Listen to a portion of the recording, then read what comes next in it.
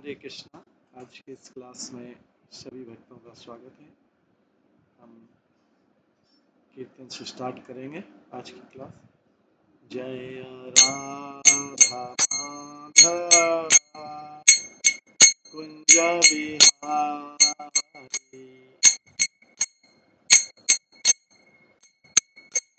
जय गोपी जन वल्लभ गिरिवर धारी,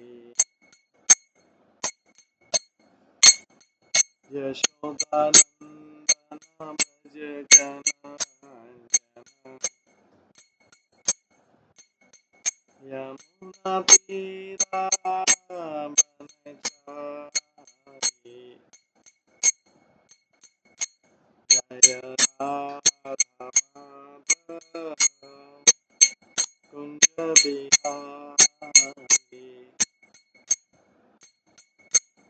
हरे कृष्णा कृष्णा कृष्णा हरे हरे, हरे राम राम राम हरे हरे, हरे कृष्णा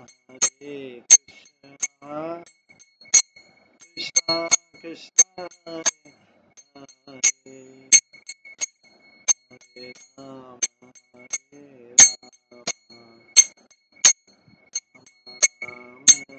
हरे, हरे कृष्णा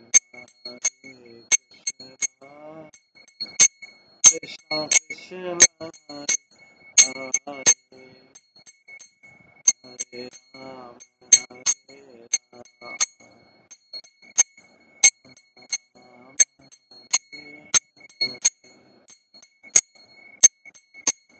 हरे कृष्णा कृष्णा कृष्णा हरे हरे राम राम हरे हरे, हरे कृष्णा कृष्णा कृष्णा हरे हरे, हरे राम राम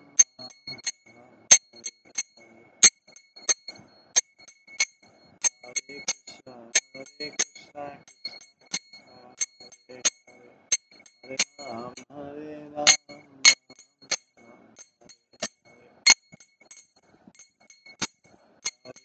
राम हरे कृष्णा कृष्णा कृष्णा हरे हरे, हरे राम राम हरे हरे, हरे कृष्णा कृष्णा कृष्णा हरे हरे, हरे राम राम हरे राधा गोविंद राधा गोविंद राधे, जय राधा माधव राधा माधव राधे, जय गौरनिताय जय गौरनिताय गौरनिताय जय गौरनिताय, जय जय प्रभुपाद प्रभुपाद प्रभुपाद, जय जय प्रभुपाद, गौर हरि गौर हरि गौर हरि गौर हरि। श्री श्री राधा गोविंद देव की जय, श्री जगन्नाथ बलदेव सुभद्रा महारानी की जय, श्री श्री गौर निताई की जय, श्री प्रभुपाद की जय, सभी भक्तगणों की जय।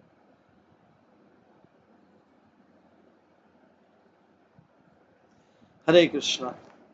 आज की क्लास में सभी भक्तों का स्वागत है। कल हम श्रवण कर रहे थे उपाख्यान उपदेश से। उपाख्यान उपदेश से श्रवण कर रहे थे।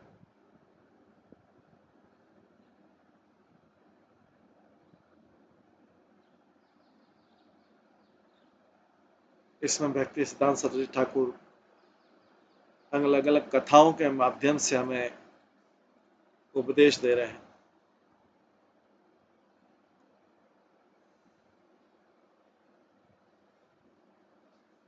कल हमने कुछ उपदेश के श्रवण किए थे।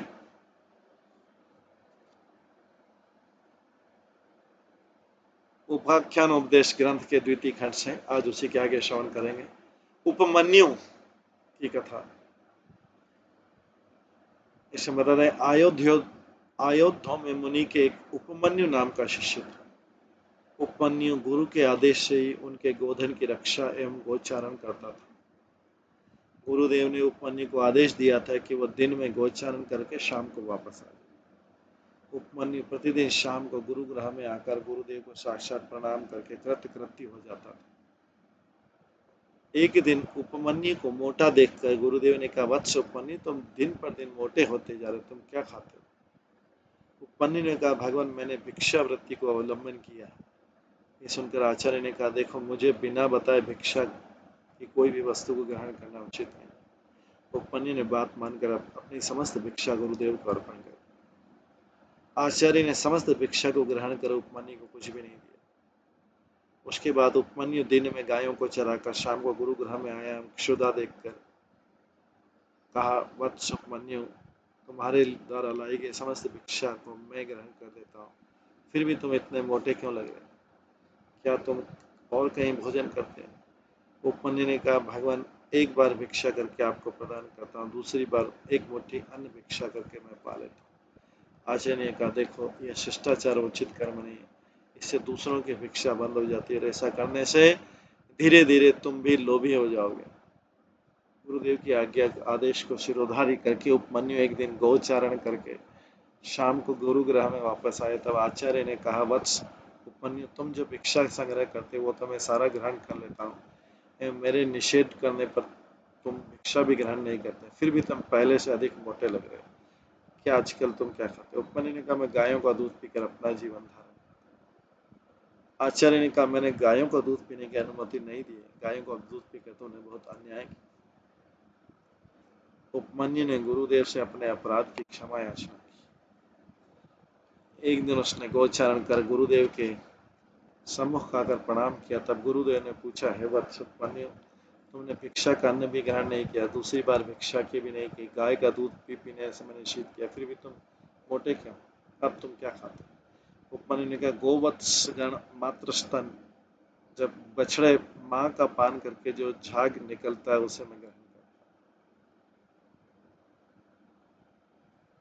हूँ। आचार्य ने अति शांत स्वभाव के वत्सगण तुम्हारे प्रति दया करके अधिक परिमाण में फैन उजागर करते हैं, इसलिए तुम भोजन में व्याघात करते, तुम फिर ऐसा कभी मत करना।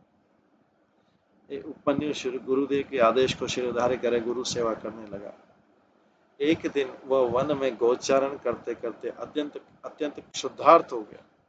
उसने गुरुदेव रक्षार्थ अपने प्राणों की रक्षा करने के लिए कुछ अर्क पत्र आकंद्र पत्र का भोजन किया।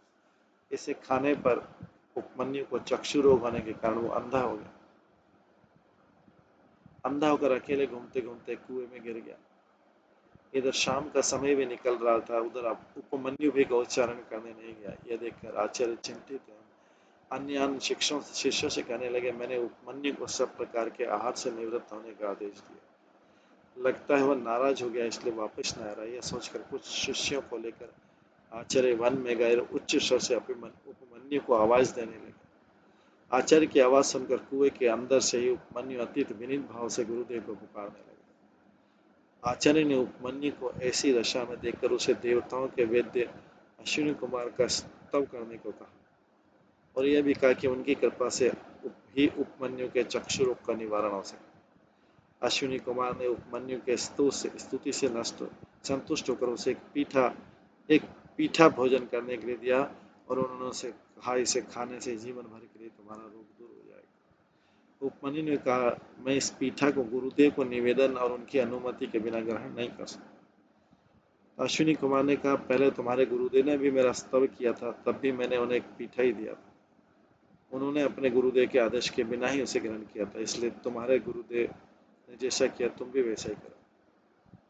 उपमन्यु ने कृतांजलि हाथ जोड़कर अश्विनी कुमार से कहा, मैं आपको अति विनीत भाव से निवेदन कर रहा हूँ कि आप मुझसे अनुरोध मत कीजिए। गुरुदेव को पीठा के निवेदन किए के बिना मैं ग्रहण नहीं कर सकता। उपमन्यु की ऐसी गुरु भक्ति देखकर वह अतिशय प्रसन्न हुए और उन्होंने कहा, तुम्हारे सारे दांत हिरण्यमय होंगे और तुम चक्षु रत्न पा सकोगे और तुम्हारा कल्याण होगा। उपमन्यु चक्षु लाभ करके गुरुदेव के पास आया, उनके श्री चरणों में साक्षात प्रणाम कर उसके सारा वृत्तांत सुनाया। आचार्य सुनकर अति प्रसन्न हुए, उपमन्यु को आशीर्वाद देकर कहा, तुम परीक्षा में उत्तीर्ण हो गए। सकल वेद एवं सकल धर्मशास्त्र सदैव तुम्हारी स्मृति पथ में रहेंगे। तुम्हारा कल्याण निश्चित है। महाभारत के इस उपाख्यान से गुरु सेवक का आदर्श प्रतीत होता है। वास्तविक गुरु सेवक गुरु की किसी वस्तु का भोग नहीं करेगा, सेवा करने इसका नित्य धर्म। गुरु का आदेश कितना भी कठोर और तीव्र क्यों न हो, यथार्थ गुरु सेवक अविचलित चित्त से संतोष के साथ उसका पालन करेगा। गुरु सेवा के लिए अपने सुख को दूर कर रखकर अपने प्राण की परवाह न करके उसे आनंद सहित स्वीकार करेगा। गुरु सेवा का विचार ऐसा होना चाहिए, तुम्हारे सेवाए दुख है जब सेवो तो परम सुख, सेवा सुख दुख परम संपद नाश। विद्यार्थी दुख तुम्हार सेवा दुख है जत सेवो तो परम सुख, सेवा सुख दुख परम संपद नाशे अविद्या दुख। श्री गुरुदेव के आचरण का अनुकरण न करके उनकी वाणी और शिक्षा का अनुसरण एवं परिपालन करने से वंचित नहीं होना पड़ेगा।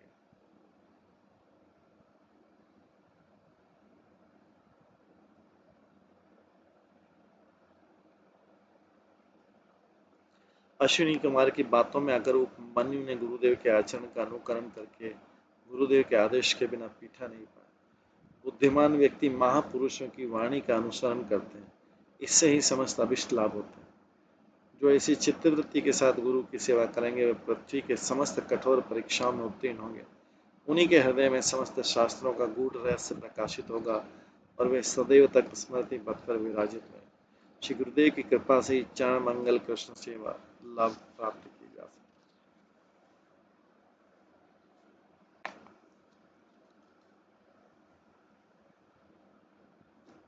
इस प्रकार भक्ति सिद्धांत सरस्वती ठाकुर ने ये महाभारत से बहुत सुंदर वृत्तांत सुनाया।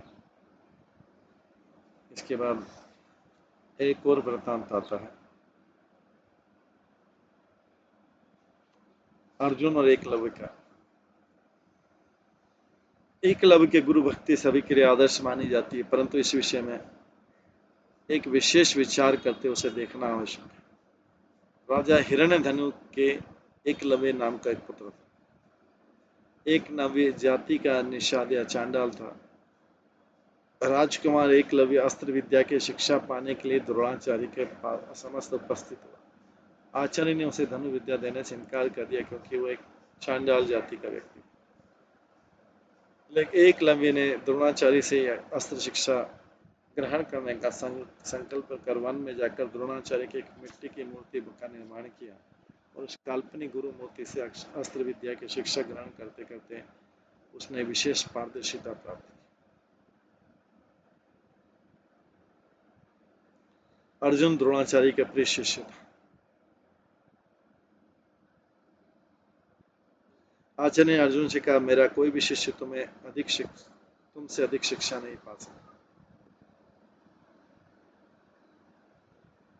एक दिन द्रोणाचार्य के आदेश से कौरव पांडवों ने राजधानी से मृग को पकड़ने के लिए वन में प्रवेश किया। वहां उन्होंने देखा कि उनके सामने एक कुत्ते के मुख में एक साथ 7 बाण लगे हुए। उसे देखकर सभी को आश्चर्य हुआ। जिसने भी बाण चलाया वो पांडवों से अधिक शक्तिशाली, ऐसा सोचकर वे व्यक्ति की खोजने लगे। बाद में उन्हें पता लगा कि हिरण्यधन्य के पुत्र एकलव्य ने इस कुत्ते के मुख में बाण मारे। पांडवों ने राजधानी में वापस आकर द्रोणाचार्य को अद्भुत वृत्तांत सुनाया।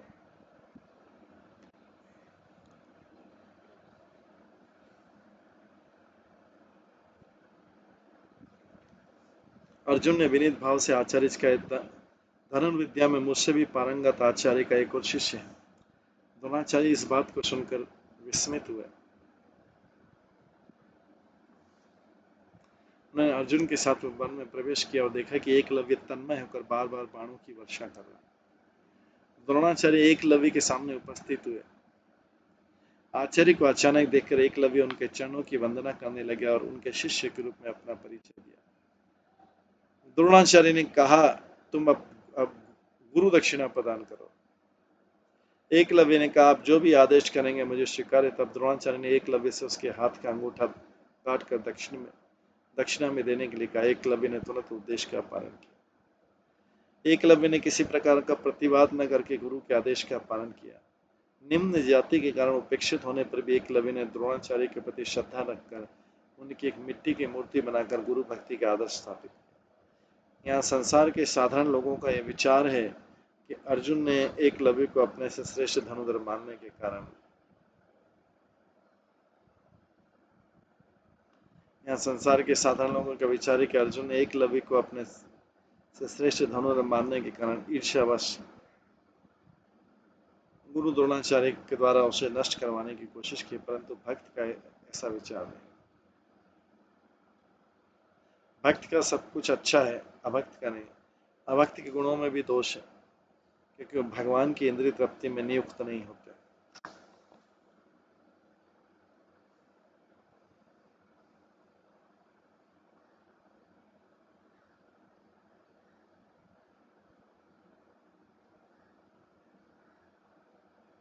भगवान ही परम सत्य, भगवान, भक्त और भक्ति, ये त्रिसत्य। भक्त का सब कुछ अच्छा है, अभक्त का नहीं। अभक्त के गुणों में भी दोष है, क्योंकि वो भगवान की इंद्रिय तृप्ति में नियुक्त नहीं होते। जो भगवान ने प्राकृत नीति को बड़ा समझते, जो भगवान की प्राकृत नीति को बड़ा समझते, वेद इस परम सत्य को नहीं पकड़ पाते हैं, ऐसे लोगों को निर्विशेषवादी कहा जाता है। वे लोग भगवान, भक्ति और भक्त को स्वीकार नहीं करते। एकलव्य कहाँ गलत है, ये विचारणीय विषय। गुरुदेव ने एकलव्य की नीच जाति को समझकर किसी कारण से उसे शस्त्र विद्या की शिक्षा नहीं दी। गुरु के आदेश को शिरोधार्य करना एकलव्य का कर्तव्य था, परंतु एकलव्य ने ऐसा नहीं किया, बल्कि उसमें बड़ा बनने की इच्छा जागृत हुई। गुरु कर्म नहीं करने से कार्य संपन्न नहीं होता है, इसलिए एकलव्य ने गुरु की मिट्टी की मूर्ति बनाई। यहाँ अपनी इंद्रिय तृप्ति ही उसका प्रधान उद्देश्य, चाहे वो बड़ा बनकर या धनुर्विद्या की शिक्षा ग्रहण करी क्यों न हो। गुरु की इच्छा से अपने आप को बलि चढ़ाना उसकी एकांतिक इच्छा नहीं।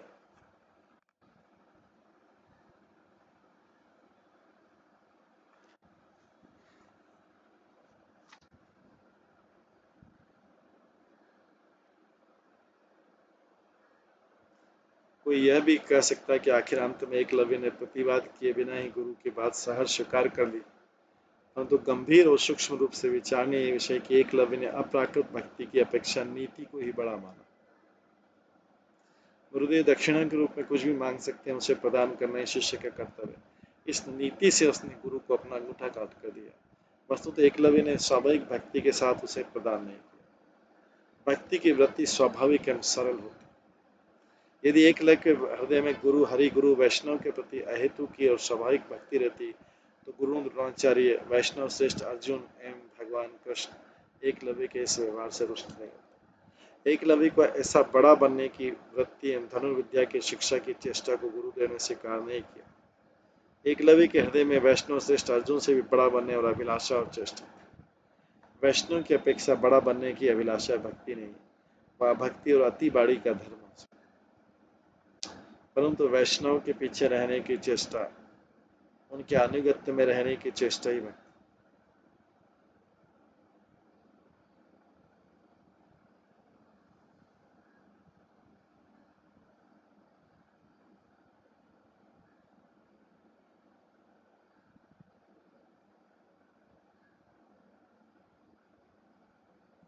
वैष्णव की अपेक्षा बड़ा बनने की अभिलाषा भक्ति नहीं, ये भक्ति भी अति बाड़ी का धर्म हो सकता है। परंतु वैष्णव के पीछे रहने की चेष्टा, उनके अनुगत्य में रहने की चेष्टा ही भक्ति। एकलव्य ने स्रोत विद्या या महांत गुरु से साक्षात रूप से विद्या ग्रहण करने की अपेक्षा अपनी बहादुरी से बड़ा बनना चाहिए। ये बात अर्जुन ने द्रोणाचार्य से कही। अगर कृपापूर्वक ऐसे नहीं सुनाते तो निर्विशेषवाद की जाए होती।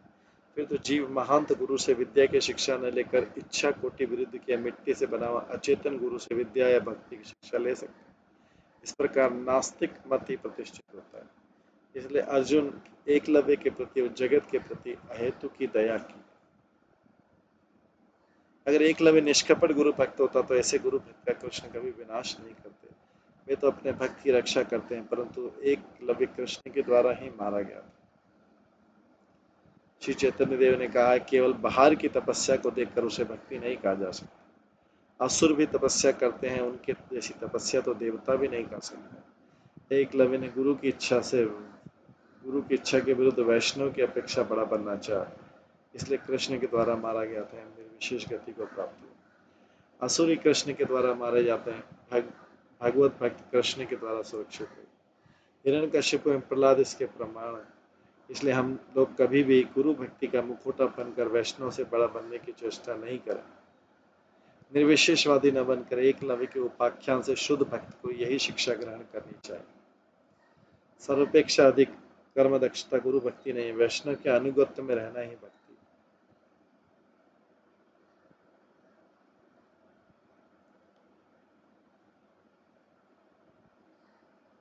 अगला ग्रंथ होता है दुर्योधन का विवाद। खांडव वन के जलने के समय अर्जुन ने मय दानव नामक एक विख्यात शिल्पी की रक्षा की।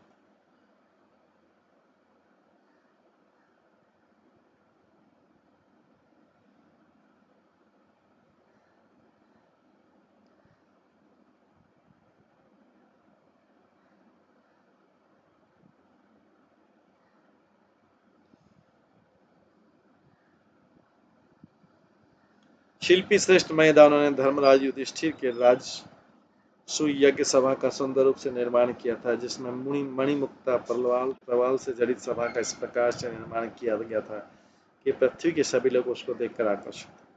युधिष्ठिर द्वारा सभा की शोभा को देखकर दुर्योधन मात्स्य रूपी अग्नि में जलने लगा। आमंत्रित दुर्योधन ने सर्वप्रथम उस सभा में प्रवेश किया। तब उस सभा के सम्मुख स्वच्छ स्फटिक से निर्मित प्रांगण को देखकर दुर्योधन को जलाशय का भ्रम हुआ। जलाशय के भ्रम में दुर्योधन अपने वस्त्र को थोड़ा ऊंचा करके जैसे ही पार करने लगा, इसे देखकर वहां उपस्थित सभी ताली बजाकर हंसने लगे। फिर थोड़ी दूर पर दुर्योधन को यथार्थ स्फटिक की तरह स्वच्छ जल से भरा सरोवर दिखाई दिया। उसने सोचा, पहले एक बार स्वच्छ जमीन को देखकर जल के भ्रम से लज्जित हुआ, अब मैं गलती नहीं करूंगा, नहीं तो अपमान की कोई सीमा नहीं रहेगी। पूर्व में प्रांगण को देखकर अगर जल का भ्रम हुआ तो इस बार भी जरूर वही होगा। यह सोचकर दुर्योधन जलाशय को जमीन समझकर जल में गिर गया। यह सोचकर दुर्योधन जलाशय को जमीन समझकर जमीन में गिर गया और उसमें डूबने लगा। तब सभा में उपस्थित जन फिर से ताली बजाकर हंसने लगे। तत्पश्चात वह एक स्फटिक की दीवार को खुला द्वार समझकर उसमें जाने लगा तो दीवार से उसका सिर टकरा गया और सिर घूमने लगा। बाद में एक विशाल द्वार समझकर प्रवेश करने लगा तो उस दीवार से उसका सिर टकरा कर सिर घूमने लगा। बाद में एक विशाल द्वार को देखकर वो सोचने लगा कि फिर से अपमानित होना न पड़े, इसलिए उधर गया ही नहीं। अलग अलग तरीकों से अपमानित होने के कारण दुर्योधन अपमान की ज्वाला से जलने लगा। तब वो दुखी मन से अपने घर लौट आया। श्री गुरु पांडव के युद्ध का यह भी कारण है। दुर्योधन मतलब दुह प्लस योधन, अर्थात अन्याय पथ के अभिलाषी।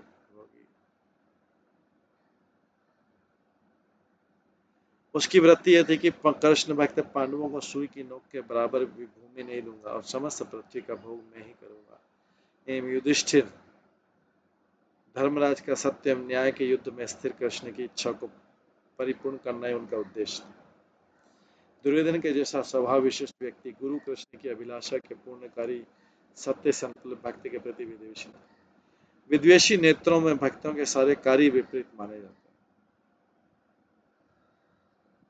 विपरीत समझकर भक्तों का संग करते हैं।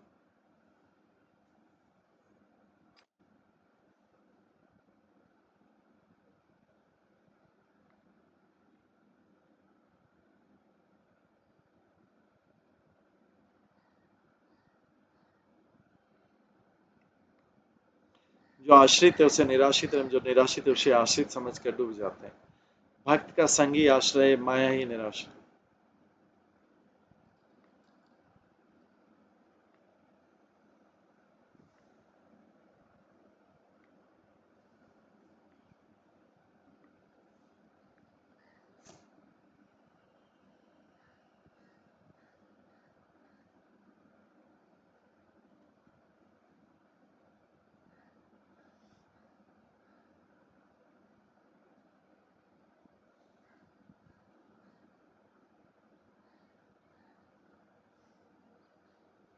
जो आश्रित है उसे निराश्रित है, जो निराश्रित है उसे आश्रित समझ कर डूब जाते हैं। भक्त का संगी आश्रय, माया ही निराशा है।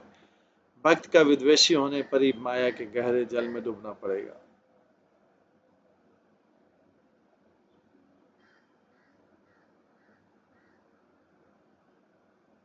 मायावादी गण भक्त भगवान के साथ विद्वेष के कारण ही इस तरह का विवर्त उपस्थित होते हैं, वे अधोगति को प्राप्त होते हैं।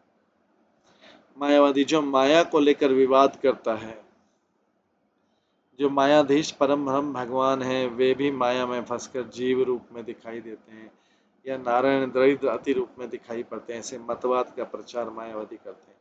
वस्तु भगवान तो मायाधीश है एवं उनके विभिन्न अंश अणु चैतन्य जीव माया के वश में।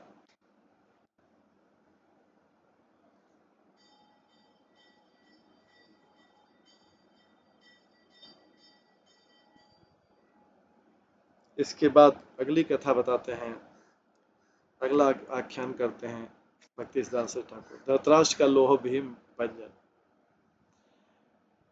पांडवों ने धृतराष्ट्र के 100 पुत्रों का वध किया था। उसमें से पांडव भीमसेन ने ही धृतराष्ट्र के अधिकांश पुत्रों का वध किया था। उन्होंने दुर्योधन की जंगा फाड़कर दुशासन के वक्ष का रक्तपान किया था। इसलिए भीमसेन के प्रति धृतराष्ट्र का अत्यंत क्रोध था। कौरव के ध्वंस आने के बाद हस्तिनापुर से जाते समय युधिष्ठिर आदि 5 पांडव वृद्ध कुरुराज को प्रणाम करने गए। धृतराष्ट्र ने असंतोष सहित युधिष्ठिर का आलिंगन किया, सांत्वना दी। उसके बाद आलिंगन के छल से वध करने के उपाय से भीम को ढूंढने लगा। अंतर्यामी श्री कृष्ण अंधराज धृतराष्ट्र के मंद अभिप्राय को समझ गए, इसलिए उन्होंने एक लोहमयी भीम की मूर्ति बनाकर रखी। धृतराष्ट्र का दुष्ट अभिप्राय क्रोधाग्नि के रूप में प्रज्वलित होता। कृष्ण ने तब लोह से निर्मित भीम को धृतराष्ट्र को प्रदान किया। कपटी धृतराष्ट्र तब अपने 100 पुत्रों के वध को याद कर जलने लगा। उस लोह भीम को आलिंगन करके क्रोध से उसे चूर्ण कर दिया। धृतराष्ट्र के शरीर में अनेक हाथियों का बल था। उसके आलिंगन से अति कठिन लोह भीम चूर्ण चूर्ण हो गया। धृतराष्ट्र का वक्ष तल क्षत विक्षत हो गया, उनसे रक्त की उल्टी होने लगी। दर्शक वृंद धृतराष्ट्र की इस प्रचिन्न प्रतिहिंसा में स्पर्धा का दर्शन करने के विस्मित हो गए। धृतराष्ट्र शब्द का अर्थ है जिनके द्वारा राज्य या राष्ट्र धृत हुआ हो, अर्थात जो माया राज्य के ज्ञान एवं अभिज्ञता का ही एकमात्र आश्रय योग्य वस्तु का कर विचार करता, वही धृतराष्ट्र।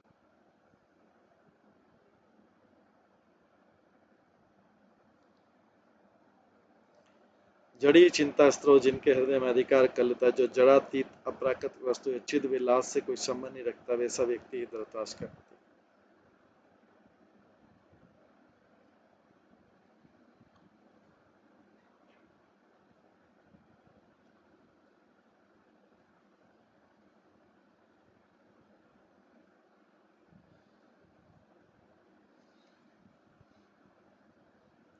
धृतराष्ट्र जन्मांध ने अपने जीवन काल में जगत की विचित्रता का दर्शन नहीं किया था, अर्थात में निर्विशेषवादी जो भगवान के रूप में निर्विशेषवादी थे धृतराष्ट्र। जड़वादी और निर्विशेषवादी गण धृतराष्ट्र की तरह मायातीत कृष्ण भक्त निर्विशेषवादियों के दो संग का परित्याग करते हैं। इसलिए निर्विशेषवादी गण अवैध प्रतिहंसा के वशीभूत होकर कृष्ण भक्त को नीचा दिखाने के लिए सदैव तैयार रहते हैं। ये लोग वस्तुतः जड़ वस्तु को पीस कर अपना बल प्रदर्शित करके मृत्यु के मुख में पतित होते हैं, अर्थात निर्विशेष गति को प्राप्त होते हैं। कृष्ण सदैव अपने शरणागत भक्तों की रक्षा करते हैं। भक्तों के एक बाल भी निर्विशेषवादी गण स्पर्श नहीं करते। वे लोग धृतराष्ट्र की तरह अपना ही बल नष्ट करके रक्त वमन करते हैं।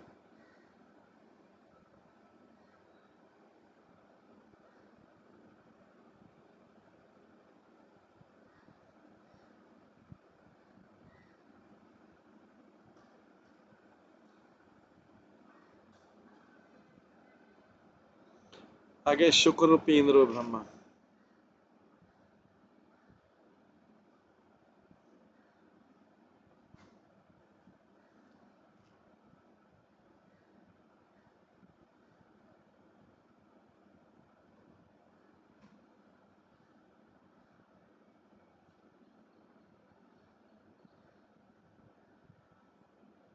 शुक्र रूपी इंद्र ब्रह्मा स्वर्गवासी देवताओं के राजा इंद्र है।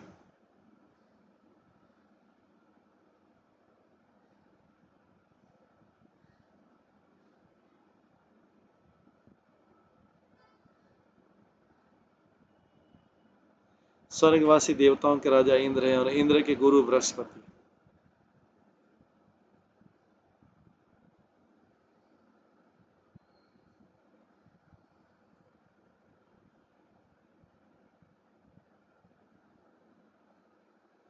एक बार बृहस्पति इंद्र को उपदेश देने गए, परंतु इंद्र गुरुदेव के स्वागत सत्कार और पूजा करने वालों के बदले में अप्सराओं के साथ विहार करने में प्रमत्त रहे।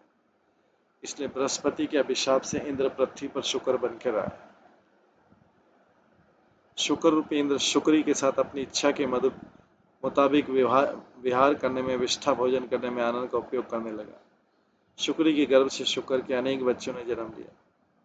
एक दिन ब्रह्मा भ्रमण करते करते उस शुक्र रूपी इंद्र के पास आए एवं इंद्र की ऐसी दुर्दशा देखकर अत्यंत दुखी होकर उसको लक्ष्य करने लगे। कहा, हे इंद्र, तुम तो स्वर्ग के राज्य के अधिकारी हो, तुम अमरावती में के अमृत भोजन का परित्याग करके यहाँ विष्ठा का भोजन क्यों कर रहे हो? ब्रह्मा की बात सुनकर शुक्र अत्यंत क्रोधित होकर सपरिवार ब्रह्मा के पीछे धावित हुआ, ब्रह्मा के ऊपर आक्रमण किया और अपने मुख से ब्रह्मा पर आक्रमण करने की चेष्टा करने लगा। परंतु ब्रह्मा उस शुक्र रूपी इंद्र का मंगल विधान करने की चेष्टा में लगे रहते थे। वे बार बार शुक्र रूपी इंद्र को उसके यथार्थ स्वरूप को सब प्रकार से बताने की चेष्टा करने लगे। ब्रह्मा जितना उस शुक्र का मंगल करने की चेष्टा करते थे, शुक्र उतना ही ब्रह्मा को अपना शत्रु मानता था। शुक्र ने सोचा कि विष्ठा भोजन, पंक चूर्ण, कीचड़ स्थान में विचरण, पशु सुलभ ग्राम्य सुख का उपभोग और उसका और उसके बच्चों का अपना आत्मीय स्वजन समझकर उन आसक्तियों की वस्तुओं का परित्याग करना नहीं चाहा। परंतु दुख से दुखी ब्रह्मा ने देखा, इस शुक्र के देह एवं ग्रह में आसक्ति ही सब अनर्थों का मूल है।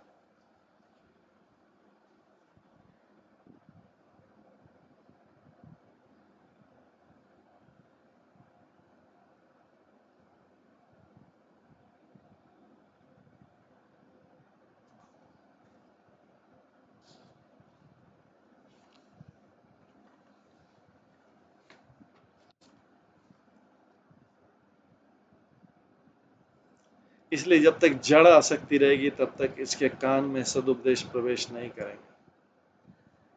जैसे तैसे इसका मंगल करना ही पड़ेगा। तब ब्रह्मा जी शुक्र के शावकों को एक एक करके मारने लगे। आंखों के सामने शावकों का विनाश देखकर शुक्र रूपी इंद्र क्रोधाग्नि में जलने लगा एवं अपने मुख से ब्रह्मा का विनाश करने के लिए दौड़ पड़ा। ब्रह्मा शुक्र रूपी इंद्र को संसार की अनित्य का उपदेश देने लगे, परंतु उनका उपदेश उसके कान में नहीं गया। फिर उन्होंने शुक्री का भी वध कर डाला। अब शुक्र को चारों ओर अंधेरा दिखने लगा। आत्मीय स्वजन सारे मर गए। ये जानकर शुक्र ने ब्रह्मा से कहा, महाशय, आपने तो मेरे समस्त आत्मीय स्वजनों को वध कर दिया।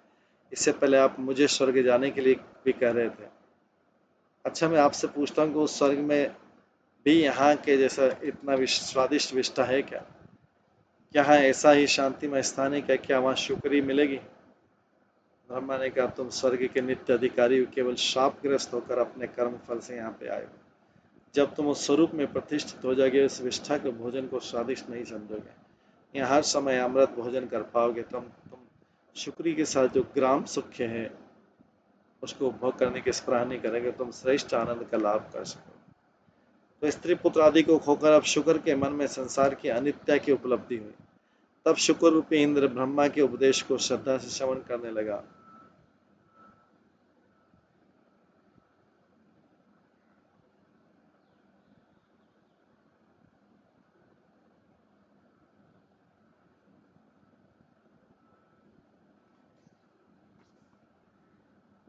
स्त्री पुत्र आदि को खोकर अब शुक्र के मन में संसार की अनित्य की उपलब्धि हुई। तब शुक्र रूपी इंद्र ब्रह्मा के उपदेश को श्रद्धा से श्रवण करने लगा और स्वदेश मतलब स्वर्ग वापस कैसे जाए पूछने लगा।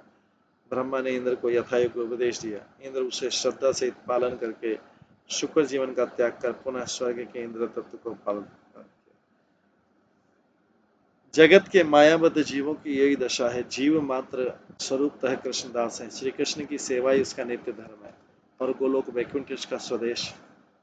कृष्ण सेवा ही सुख उसका प्रयोजन है, परंतु दुर्भाग्यवश जब सेवा सुख से वंचित होकर नाना योनियों में भ्रमण करता है, तब वो अपना स्वरूप धर्म एवं नित्य प्रयोजन को भूल जाता है।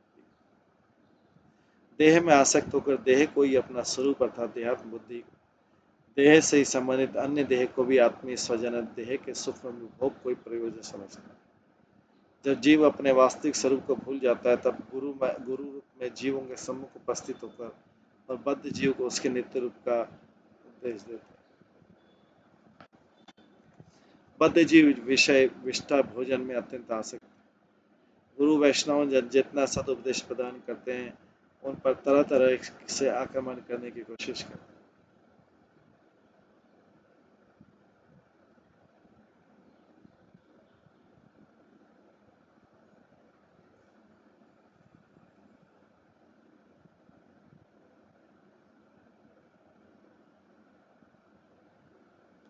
वैष्णवगण जितना सदुपदेश प्रदान करते हैं उन पर तरह तरह से आक्रमण करने की कोशिश करता है, फिर भी पर दुख से दुखी गुरु वैष्णव में विश्व विषय विष्ठा भोजी जीव के मंगल साधन के लिए अपार कृपा करते।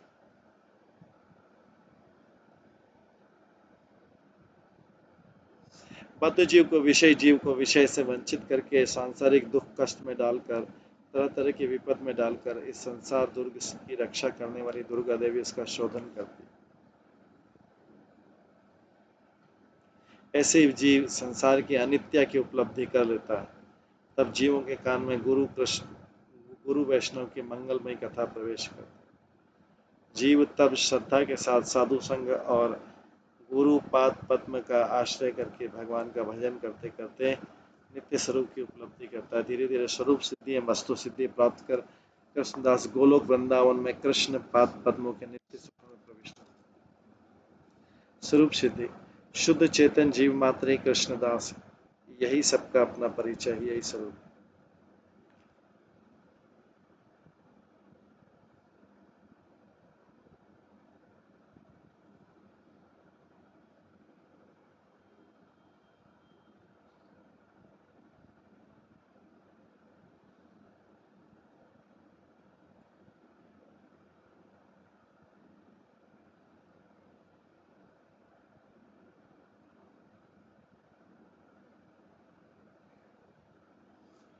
ऐसे ही जीव संसार के नित्य की उपलब्धि कर लेता तब जीवों के कान में गुरु वैष्णव की मंगलमय कथा प्रवेश करती है। जीव तब श्रद्धा के साथ साधु संग और गुरु पाद पद्म का आश्रय करके भगवान का भजन करते करते नित्य स्वरूप की उपलब्धि करता है। धीरे धीरे स्वरूप सिद्धि एवं वस्तु सिद्धि प्राप्त कर कृष्णदास गोलोक वृंदावन में कृष्ण पाद पद्मों के नित्य सुख में प्रविष्ट।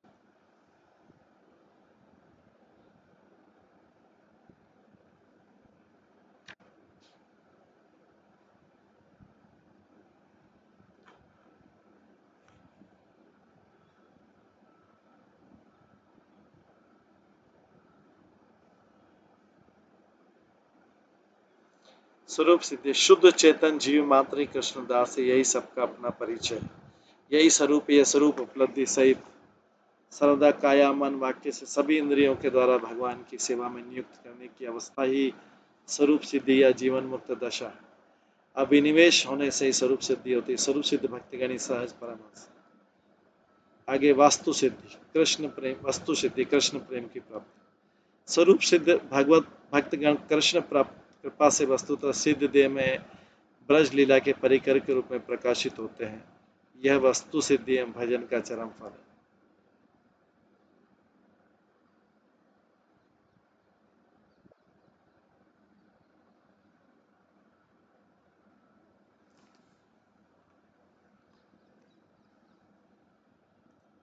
अगला विषय आता है रावण का छाया सीता हरण।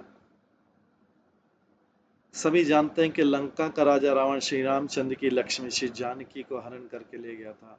उनको बहुत दिनों तक अशोक वन में रखा था।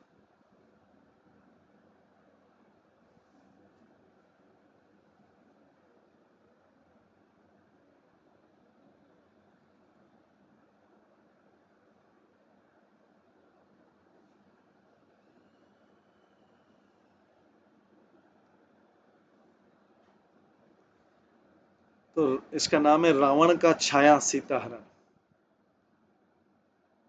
भक्ति सिद्धांत सरस्वती ठाकुर एक ही कंसेप्ट क्लियर करते हैं। अभी ये रावण ने जो सीता का हरण किया वो सीता कौन थी इसके बारे में बताया जा रहा है। इससे कई सारी शिक्षाएं दी जा रही है। तो सभी जानते हैं कि लंका का राजा रावण श्री रामचंद्र की लक्ष्मी श्री जानकी जी को हरण करके ले गया था और उनको बहुत दिनों तक अशोक वन में रखा था। रामचंद्र जी सेतु बंद करके लंका में आए और रावण का वध करके सीता का उद्धार किया था। रामचंद्र जी ने सीता से अग्नि परीक्षा द्वारा अपने चरित्र की विशुद्धता का प्रमाण देने के लिए कहा। अग्नि परीक्षा में सीता देवी उत्तीर्ण हुई, तब रामचंद्र जी ने उन्हें पत्नी के रूप में स्वीकार किया। श्री रामचंद्र जी साक्षात विष्णु हैं और सीता देवी रामचंद्र जी की नित्य गृहिणी स्वयं लक्ष्मी।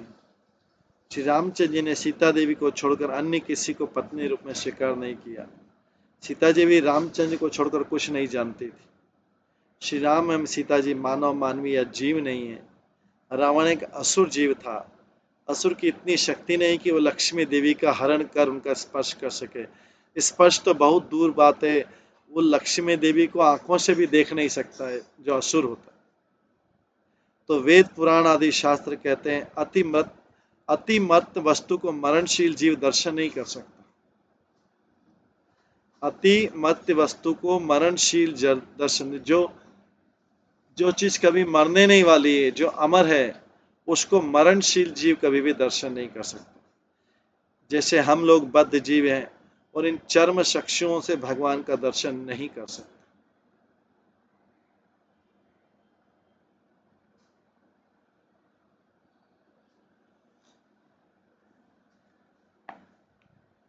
तो भक्ति सिद्धांत सरस्वती ठाकुर इसी में एक कहानी सुनाते हैं। कहानी नहीं, वो वास्तव में एक घटना है जो शास्त्रों में है और इसके द्वारा उपदेश देंगे। तो ये घटना इस प्रकार है कि श्री चैतन्य जी जब दक्षिण देश में भ्रमण कर रहे थे, तब मदुराई में एक राम भक्त ब्राह्मण के घर उन्होंने भिक्षा ग्रहण की। चैतन्य महाप्रभु या तो स्वयं या तो कहीं से इकट्ठा करते, किसी ब्राह्मण के भिक्षा लेके स्वयं कुकिंग करते थे। उस ब्राह्मण ने पहले से ही चैतन्य देव को निमंत्रण दे दिया था, परंतु जब चैतन्य देव कृतमाला नदी में स्नान करके दोपहर में उस ब्राह्मण के घर भिक्षा करने आए, तो उन्होंने देखा कि दोपहर होने पर भी उस ब्राह्मण ने रसोई का कोई इंतजाम नहीं कर रखा। चैतन्य महाप्रभु को इनवाइट किया और घर पे किचन में कुछ इंतजाम नहीं किया। महाप्रभु ने इसका कारण पूछा तो ब्राह्मण ने कहा, लक्ष्मण जी वन से शाक फल लेकर आएगा, तब सीता देवी रामचंद्र जी के लिए रसोई का प्रबंध करेगी। यह कहकर विप्र धीरे धीरे रसोई का आयोजन करने लगे। वो मतलब पूरा रामायण में ऐसा डूबा हुआ था कि वो चैतन्य महाप्रभु के आने में बोलता है कि लक्ष्मण वन से शाक और फल लेकर आएगा, तब सीता देवी रामचंद्र जी के लिए रसोई का प्रबंध करेगी। जंगल में थे जब। यह कहकर विप्र धीरे धीरे रसोई का आयोजन करने लगा। तृतीपहर में मतलब दोपहर के बाद, दोपहर मतलब दोपहर, तृतीपहर में महाप्रभु ने ब्राह्मण के घर भिक्षा ग्रहण की, परंतु ब्राह्मण ने कुछ भी नहीं खाया, संपूर्ण रूप से उपवासी रहा। ब्राह्मण को दुखी देखकर महाप्रभु ने दुख का कारण पूछा। ब्राह्मण ने कहा, इतना वो रामायण में भी उसका भाव पूरा हो गया था। ब्राह्मण ने कहा, मैं और जीवित नहीं रहूंगा, अग्नि में या जल में प्रवेश करके देह का परित्याग कर दूंगा, क्योंकि जगत की माता लक्ष्मी सीता ठाकुरानी को रावण ने स्पर्श किया था। वो जब पढ़ रहा था तो उसमें ये आया कि रावण ने अपहरण कर लिया। तो वो बोला, अभी मैं और जीवित नहीं रहूंगा, अग्नि में या जल में प्रवेश करके देह का परित्याग कर दूंगा। जगत की माता लक्ष्मी सीता ठाकुरानी को राक्षस ने स्पर्श किया था, यह सुनकर मेरी और जीने की इच्छा नहीं। वो रामायण का वहां तक पढ़ा था उसने। इस दुख से मेरा हृदय जल रहा है। महाप्रभु ने जब ब्राह्मण से कहा कि सीता जी भी साक्षात लक्ष्मी है, वे सच्चिदानंद मूर्ति है, राक्षस उन्हें स्पष्ट दूर देख भी नहीं पाया था, रावण उनको देख भी नहीं पाया था। रावण ने जिसका अपहरण किया वो माया सीता थी। वो रावण के आते ही जैसे रावण आया था, सीता जी ने अग्नि में प्रवेश कर दिया था और एक माया सीता क्रिएट कर दी थी। तो रावण जिसको स्पर्श किया, रावण ने जिसको देखा, रावण ने जिससे बात किया, जिसको अपहरण करके ले गया, वो माया सीता को ले गया। वो अग्नि ने निकाली थी एक और सीता। रियल सीता अग्नि में प्रवेश की थी, अग्नि ने उनका एक प्रतिबिंब, एक छाया, इसलिए इसका नाम है रावण का छाया सीता। रावण के आते ही सीता अंतर्निहित हो गई थी। हम रावण के सम्मुख माया सीता को भेज दिया। श्री चैतन्य जब सेतु बंद रामेश्वर में आए, तब वहां देखा कि ब्राह्मणगण कुर्म कुरान पाठ कर रहे हैं। उसमें उन्होंने सीता देवी के प्रसंग में सुना कि जब पतिव्रता शिरोमणि जानकी ने रावण को देखा, उसी समय उन्होंने अग्नि की शरण ग्रहण कर ली। तो चैतन्य महाप्रभु अपने मन से नहीं बता रहे हैं, बोल रहे मैं रामेश्वरम गया था, तो वहां पे ये मैंने सुना था कि कुर्म ब्राह्मण पढ़ रहे थे पाठ कि जैसे रावण को देखा सीता ने आया हुआ, तुरंत अग्नि में प्रवेश करके उसकी प्रतिबिंब सीता आ गई। अग्निदेव ने छाया सीता प्रस्तुत की और मूल सीता अग्निपुरी में ही रही। रावण उस छाया सीता को देखकर उसको यथार्थ सीता समझकर छाया सीता को हरण करके लाया था। अग्नि सीता को पार्वती के पास छोड़ाया था और माया सीता रावण को लेकर उसे भगाया था। जब रामचंद्र जी सीता की परीक्षा ले रहे थे, जब सीता मिली, जब रामचंद्र जी सीता की परीक्षा ले रहे थे, तब छाया सीता ने अग्नि में प्रवेश किया और अग्निदेव ने मूल सीता को रामचंद्र जी के सामने उपस्थित किया, जिसको अग्नि परीक्षा बोलते। श्री चैतन्य देव कूर्म पुराण के जिस प्राचीन पोथी में ये प्रसंग लिखा था, या उस पत्र को उक्त ब्राह्मणों से ले मांग कर ले आया और उसको इस रामभद्र विप्र को दिखाया, जो फास्टिंग कर लिया था, जिसने सोने के प्रसंग सुन के सीता को कैसे रावण ने स्पर्श कर लिया, मैं बहुत दुखी हूँ फास्टिंग। तो चैतन्य महाप्रभु ने कूर्म पुराण के वो पेपर ला के उसको दिए, उस रामभद्र विप्र को दिया। तो इस दृष्टांत के अंदर एक महत्वपूर्ण शिक्षा है। भक्ति सिद्धांत सरस्वती ठाकुर ऐसे जो भी प्रसंग बताते हैं उसमें शिक्षा है। इस दृष्टांत के अंदर एक महत्वपूर्ण शिक्षा, अज्ञानी लोग समझते हैं कि नास्तिक लोग भक्त और भगवान की श्रीमूर्ति गंगा तुलसी पर अत्याचार कर सकते हैं। अज्ञानी लोग समझते हैं कि जो नास्तिक लोग हैं भक्त और भगवान की मूर्ति को फेंक सकते हैं, जला सकते हैं, गंगा तुलसी पर अत्याचार कर सकते हैं। ऐसा विश्वास कौन कर सकते हैं? नास्तिक लोग। अनेक विधर्मियों ने भगवान के मंदिर के उच्च चूड़ाम श्रीमती समूह को विनष्ट कर दिया। कोई कोई तो इतने प्रत्यक्षवादी के सोचते हैं कि जब चोर डकैत नास्तिक श्री मूर्ति के अलंकार आदि का अपहरण करते हैं, उनको विनष्ट कर देते हैं, उस समय भगवान उनको रोकने की क्षमता नहीं रहती। ये कुछ लोग सोचते हैं, ये गलत है। श्री मूर्ति या विष्णु की भक्ति करना उचित नहीं, ये लोग नहीं समझते हैं। ये नास्तिक या पाखंडी लोग कभी भी सत्य वस्तु का स्पष्ट दूर दर्शन भी नहीं कर सकते। जो असली विग्रह है वो अपने आप को प्रकट कर देते हैं। जब भी ऐसी घटनाएं होती, जब भी ऐसी घटनाएं होती है, नास्तिक लोग सोच सकते हैं हमने मंदिर को जला दिया, मूर्ति को नष्ट कर दिया। उनको पता नहीं कि रियल विग्रह को, रियल मंदिर को स्पर्श भी नहीं कर पाए। जैसे असली सीता को स्पर्श, उसका छाया उत्पन्न हो गया, उसका डुप्लीकेट बन गया। भगवान की माया का सत्य रूप धारण कर उनकी वंचना करती है।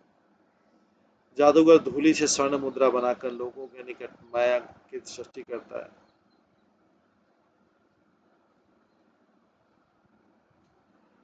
उस स्वर्ण मुद्रा को साधारण मनुष्य करके भी उस इंद्रजाल में फंसकर उसे समझ नहीं पाते। इस प्रकार सर्वशक्ति संपन्न भगवान, जिनकी माया से विश्व विमोहित है,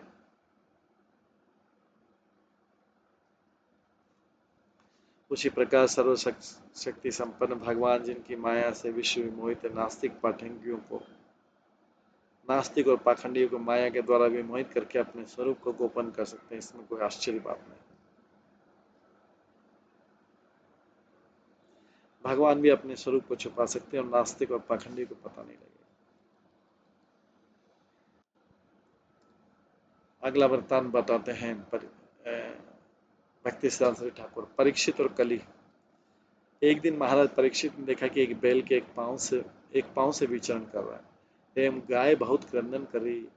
बैल ने उस गाय को उसके रोने का कारण पूछा कि माँ, क्या आप मुझे एक पांव से चलते देखकर शोक कर रही हैं क्या? बैल एक पांव से चल रहा था और गाय रो रही थी। शुद्र राजा तुम्हें भोग करेंगे या शुद्र राजा तुम्हें भोग करेंगे इसलिए घबरा रही हो, या आजकल कोई यज्ञ नहीं करता इसलिए घबरा रही हो क्या? या देवताओं को उनके यज्ञ का भाग नहीं मिल रहा, क्या वो देखकर तुम्हें व्याकुल है? ये यज्ञ का भाग नहीं मिलने से देवराज इंद्र पूर्व की भांति हर जगह बारिश नहीं करते, इससे प्रजा को कष्ट होता।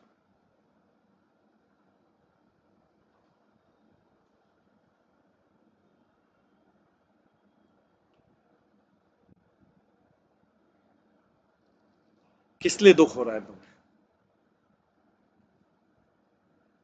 ये सारे कारणों से तुम्हें दुख हो रहा है क्या? गाय से पूछ रहे क्यों रो रही हो? या आजकल पति अपनी स्त्री का, पिता अपनी संतान के लिए मंगल के लिए चेष्टा नहीं करते, बल्कि उनके साथ जो है राक्षस जैसा व्यवहार करते हैं। ब्राह्मणों का कोई सदाचार नहीं है क्या? लोग ब्राह्मण विदेशियों के नौकर बन चुके हैं क्या? क्या तुम्हें देख इसलिए शोक कर रही हो क्या? कई प्रश्न पूछे। कली के आकर्षण पर कर क्षत्रिय अधमगढ़ भविष्य में राज्य का नाश करेगा। प्रजागण शास्त्र की आज्ञा को न मानकर जहां तहां स्वाधीनता से खान पान अवस्थान स्नान व्यभिचार कर रही। क्या यह देखकर तुम शोकाकुल हो रहे?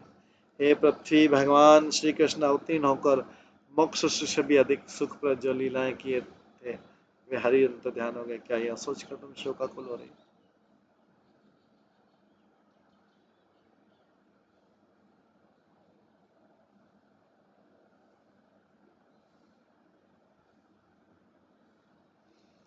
ये एक पाद युक्त बैल साक्षात धर्म और शोकाकुल गाय माता वसुंधरा है।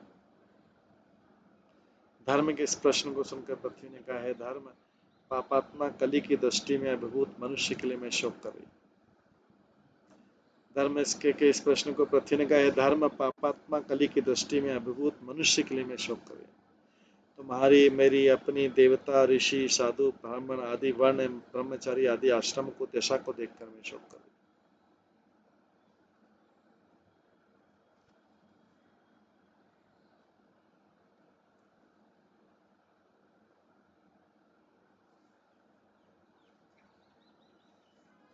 ये एक पाद युक्त बैल साक्षात धर्म है, शोकाकुल गाय माता वसुंधरा है।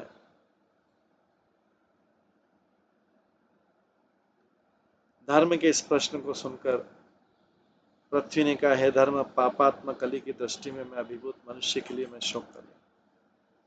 मैं इसलिए शोक कर रही हूँ कि पापात्मा कली की दृष्टि में अभिपत में कैसा कली में पाप करेगा मनुष्य। तुम्हारी मेरी अपनी देवता ऋषि साधु ब्राह्मण आदि वर्ण ब्रह्मचारी आदि आश्रम को दशा को देखकर मैं शोक करूं। कितना पतन हो गया। पृथ्वी धर्म में आपस में ऐसी बात कर रहे थे, इतने में कुछ दूरी पर महाराजा परीक्षित सरस्वती के तीर पर कुरुक्षेत्र में आकर उपस्थित हुए। परीक्षित ने देखा राजा की तरह वेश धारण करके एक बैल शूद्र एवं गाय को प्रताड़ित कर रहा। बैल के 3 पांव नहीं है, उस भय से वो मूत्र त्याग कर रहा है और गाय अनाथ की तरह रो रही है। तो राजा निर्जन स्थान में ऐसे 2 दुर्बल प्राणी के ऊपर अत्याचार देखकर उस शूद्र का वध करने के लिए प्रस्तुत हुए। उन्होंने बैल एवं गायों को अभय प्रदान करके बैल को उसके 3 पाद नष्ट होने के कारण पूछा। उनको बोला, डरो मत, सच सच बताओ। बैल रूपी धर्म ने कहा, राजा, बैल रूपी धर्म ने कहा राजा से कहा, मैं बैल ही साक्षात धर्म हूँ। सतयुग में तपस्या, शोच, दया एवं सत्य 4 पद थे। कली में पूर्व की तपस्या, शोच एवं दया ये 3 पद विनष्ट हो गए। एकमात्र सत्य रूप पद धर्म जैसे तैसे खड़ा है। उसे भी भयानक कली तोड़ने की चेष्टा कर रहा। राजा धर्म और पृथ्वी माता को सांत्वना देकर कली का वध करने के लिए प्रस्तुत है।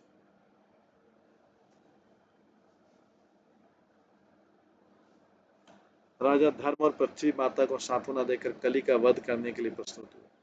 तब कली निरुपाय होकर राजवेश परित्याग कर असली रूप में आ गया। महाराजा परीक्षित के चरणों में गिरकर प्राणों की भिक्षा मांगने लगा। शरणागत व्यक्ति का वध करना उचित नहीं, यह सोचकर परीक्षित ने कली से कहा, तुम्हें प्राण की कोई आशंका नहीं है, परंतु तुम मेरे शासित राज्य के अंदर कहीं पर भी नहीं रह सकते हो। तुम्हारे साथ लोभ, मिथ्या, चोरी, डकैती, खलता, धर्म त्याग, अलक्ष्मी, कपटता, कलह, दंभ आदि अधर्म समूह निवास करते हैं, इसलिए तुम मेरे राज्य में निवास नहीं करोगे। क्या क्या रहता है कली के साथ में? जहां भी कली का वास रहता है वहां क्या क्या रहता है? तुम्हारे साथ लोभ, मिथ्यांकार, चोरी, डकैती, खलता मतलब दुष्टता, खल मतलब होता है खलनायक होता है, विलेन, दुष्टता, धर्म त्याग, अलक्ष्मी, कपटता, कलह, दम्भ आदि अधर्म समूह निवास करते हैं। जहां पे भी कली निवास करते हैं ये सब तुरंत आ जाता है। इसलिए जिस स्थान में धर्म और सत्य रहता है, जहां भक्त रहते हैं, वहां तुम्हें नहीं रह सकते।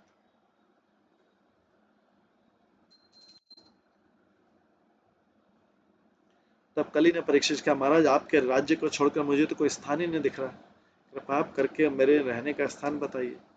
तब परीक्षित ने कली से कहा, जहाँ जुआ, शतरंज, तरह तरह का नशा, परस्त्री संग या स्त्री पर आसक्ति एवं जीव हिंसा होती है, इन 4 स्थानों पर तुम रह सकते। तुम्हारे रहने के लिए मैं तुम्हें 4 स्थान प्रदान कर रहा हूँ। ये 4 स्थान मिलने के बाद कली ने फिर से एक और स्थान के लिए प्रार्थना की। तो महाराजा परीक्षित ने कली को स्वर्ण में एक और स्थान दिया, जहाँ सोना रखा रहता है, जो भगवान की सेवा में यूज नहीं होता।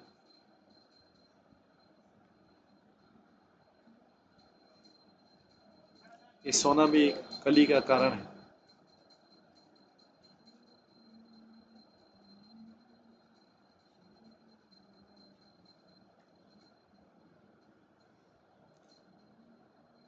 तो तब महाराजा परीक्षित ने कली को स्वर्ण में एक और स्थान दिया कि जिस स्वर्ण में जो भगवान की सेवा में उसमें मिथ्या, अहंकार, काम, हिंसा एवं शत्रुता एक साथ विराजमान हो, वहां पे तुम वास कर सकते। तब से कली इन 5 स्थानों में रहने लगा। इसलिए जो व्यक्ति अपना मंगल चाहता है, विशेषकर धार्मिक राजा, लोकनेता एवं गुरु को इन वस्तुओं की सेवा करना सब प्रकार से अनुचित। इनकी सेवा करना, इन वस्तुओं की सेवा करना है, इनको प्राप्त करने की इच्छा रखना सब प्रकार से अनुचित। महाराजा परीक्षित ने बेल रूप धारी, धर्म की तपस्या, सोच एवं उत्तर, दया रूप तीनों जगह चरण जोड़ दिए और पृथ्वी को भी आश्वासन देकर उनका समाधान किया। जिनको यथार्थ सेवा की अभिलाषा वे कली के जिनको यथार्थ सेवा की अभिलाषा वे कली के इन स्थानों से सर्वदा दूर रखकर हरि भजन कर। भक्त के जीवन में अनाचार, व्यभिचार, वेद या वेद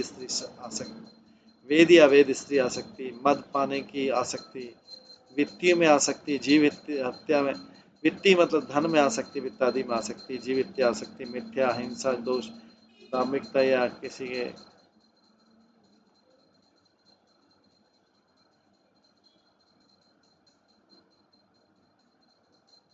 वे सदा निर्गुण हरिभक्ति में प्रतिष्ठित रहेंगे।